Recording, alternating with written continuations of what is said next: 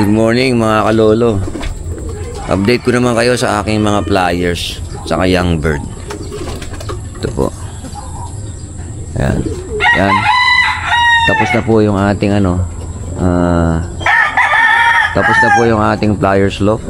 Ayan o, lahat po merong bukasan sa ibaba. Ginalagyan ko lahat ng bukasan sa ibaba. Ayan po. Para hindi mo hirap magpakain, hindi ka napapasok doon. Diyan mo na lang ilalagay yung pagkain. Ang problema lang baka makawala pag tatanga-tanga yung ating lockman. Doon sa kabila na yung kasi mga young bird. So hindi pa natin pinapakawalan yan. Ito yung mga flyers natin na natira sa North Derby Race na hindi sila umabot doon sa North, doon sa Derby proper kasi nagkasakit lahat sila. Hindi ko alam kung sa bakunang ginamit ko. Binakunahan ko sila actually. Binakunahan ko dyan yung Lasota tsaka 3-in-1.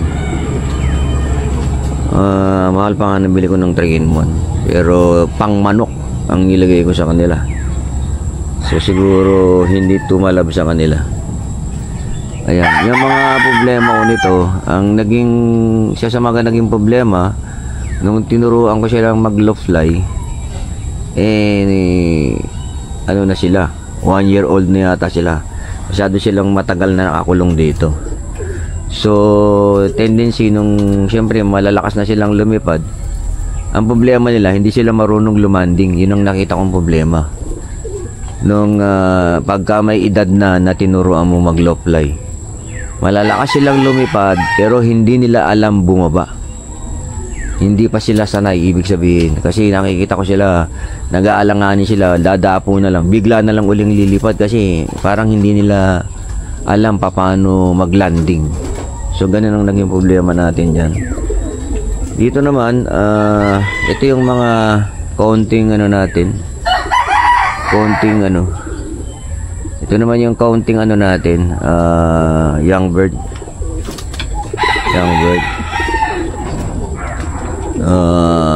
Dito natin nilagay. So tinuturuan pa lang natin yan kung paano sila mag-response pagka magpapakain ka na. Nagbababaan naman sila pagka natututo naman sila kung mapasok sila ron. So yun,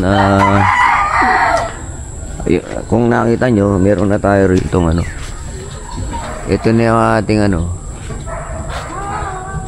yung ating 360 viewing deck. Aba, hindi ako nakahawang kahapon kaya kailangan nyo tanse. Wala kayong tanse? Wala. Sige po, pagka meron na, sige lang. So yun yung tagalinis ng tumatas yan, kalim. Pag yung ngayon malit pa, tanse. Sige po. So yun yung ating yung tagalinis natin dito sa damuhan natin dito. Wala daw siyang tanse, pinapalinis ko.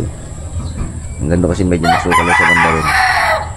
So yan, balik tayo sa ating sa ating update. So ito yung mga natin. Ito yung mga young bird natin. Ito yung unang physical. Mamaya pakita ko sa inyo kung paano ko sila ilagay dyan sa viewing deck nila. Dito nagpagawa rin ako ng hagdanan na bakal na para yung kawayan kasi madaling masira. Pagawa na tayo ng kawayan. So yan, para ayan, tingnan nyo kung gaano kaganda yung ating yan,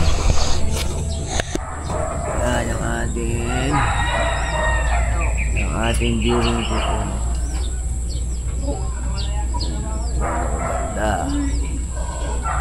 Yan, gaano kaganda yung ating viewing deck. Malaki-laki na rin ang gastos natin dito.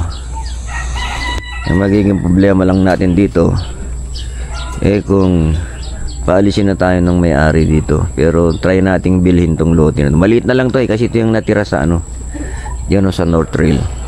Sabi nung North Trail, mga 1 meter pa raw ang kukunin nila rito pag nagbakod sila dyan. So ayan yan ang ating yan ang ating update. Yung pied ko na yan, Ano yan, may dugong high milim yan eh. Parang gusto kong i-breed yan doon sa ano. Doon sa pied na nakuha ko doon, yung Vandenbroek. Kasi may lahi din Vandenbroek yan eh. Pero doon, meron pa akong Vandenbroek doon, parang blue bar or blue bar. Ano nandun? Tsaka yung blue bar white light. Kunin natin yung susi. Buksan natin to. Pali pa rin tawag dito. Yan na natin, ilagay natin sa viewing deck yung ating mga ayan.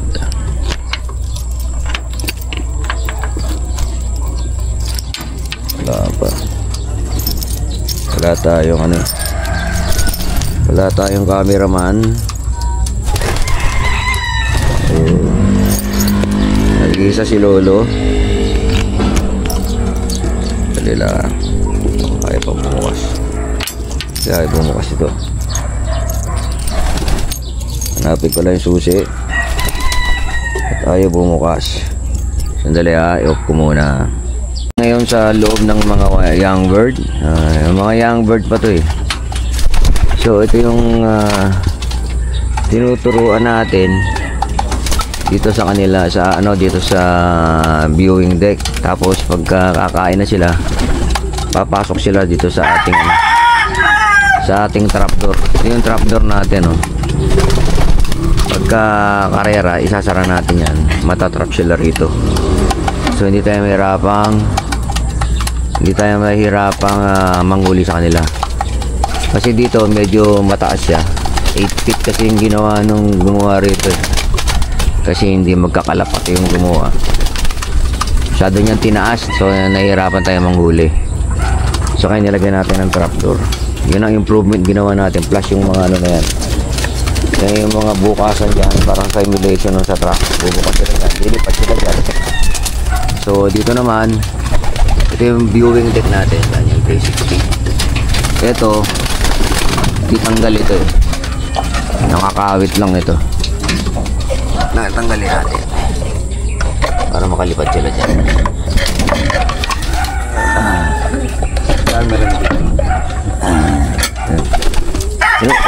Baka makalipad yan. Baka makalipad. So pupunta na rito yung mga kalapate. So yan pakita mo rin. Yan, lumipad na sila dyan dito sa may buta. So mag-viewing na sila.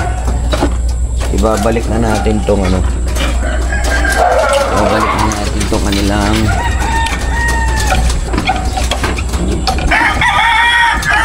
gilgada rito yung makalipad yung yung binili natin kay Mike Diamond, mahal eh. So yan, yan, nakapag-viewing na sila. Tapos ito naman, papakawalan natin yung mga flyer. Paano na lang tisusi. So ayun, siya yung gumawa nito. Nag-aayos nitong si Jomar. Siya yung nag-aayos nitong kulungan natin para gumanda. Pintura, tsaka naglagay nitong mga naglagay nitong mga box perch kung tawagin. Sinunog pa niya yung mga para hindi pasukin ng tubig. Sinunog niya rito. Tinorch. So yan, palalabasin na natin, mga kalapate natin. Gus! Labas!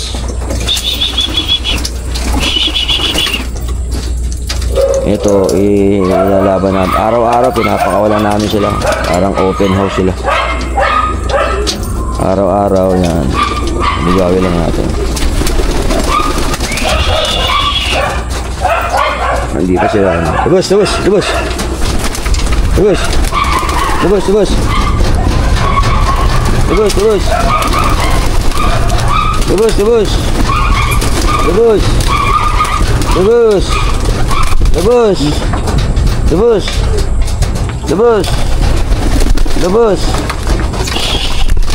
Kukulit pa yung iba. Hindi pa marunong. Labas!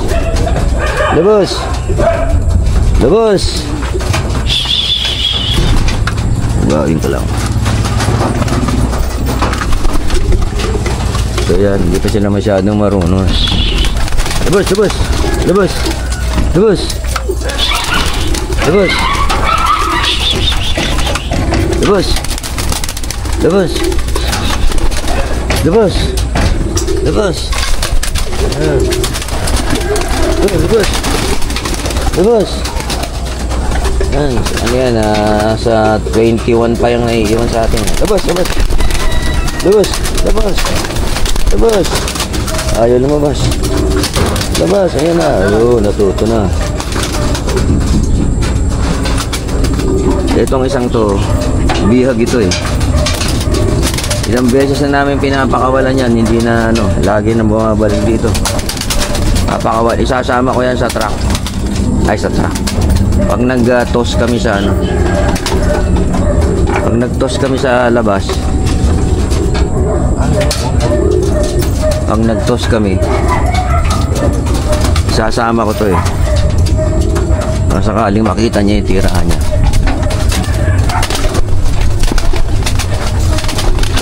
Tumahuli ito. Makulit. Ito mahuli, oh. Mahuli. Huliin na lang natin. Ayun, nahuli. Dito ka. Dito ka. Oh, bumalik na naman. Ayaw talaga.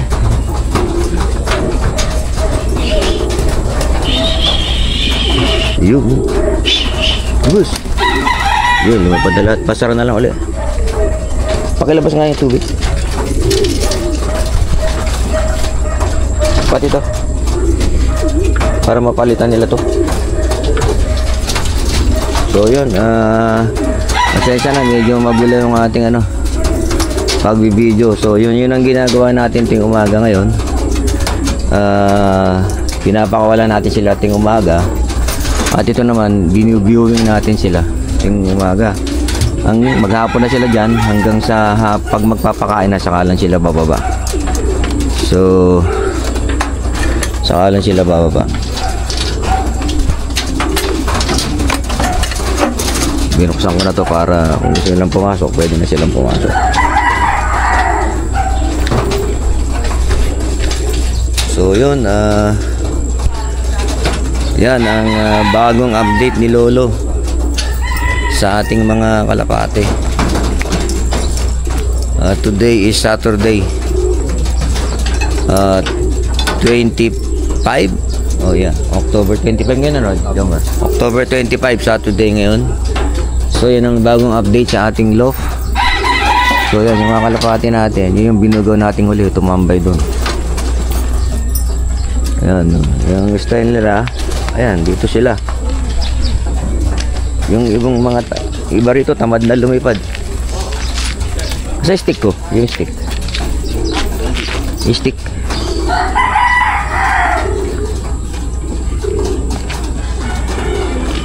Buwagin natin.